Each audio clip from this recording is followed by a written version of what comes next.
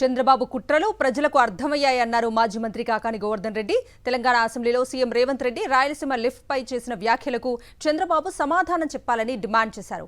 Rayalaseema lift irrigation పనులు ఆపేసి ఈ ప్రాంత ప్రజలకు చంద్రబాబు వెన్నుపోటు పొడిచారని కాకాని మండిపడ్డారు.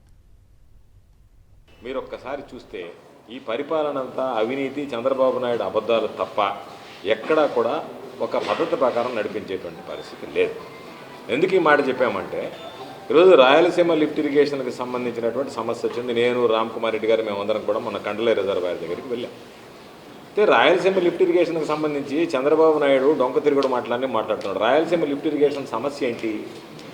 రేవంత్ రెడ్డి గారు తెలంగాణ ముఖ్యమంత్రి, తెలంగాణ అసెంబ్లీలో నేను చంద్రబాబు నాయుడు గారితో మాట్లాడిన మీదట చంద్రబాబు నాయుడు గారు ఆ పథకాన్ని నిలిపివేశాడు అని చెప్పాడు.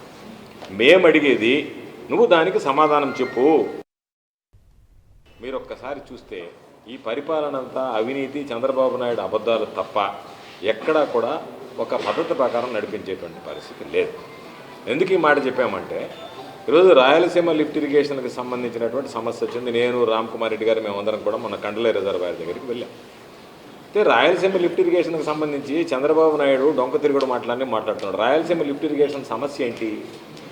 రేవంత్ రెడ్డి గారు తెలంగాణ ముఖ్యమంత్రి, తెలంగాణ అసెంబ్లీలో నేను చంద్రబాబు నాయుడు గారితో మాట్లాడిన మీదట చంద్రబాబు నాయుడు గారు ఆ పథకాన్ని నిలిపివేశాడు అని చెప్పాడు. మేము అడిగేది నువ్వు దానికి సమాధానం చెప్పు.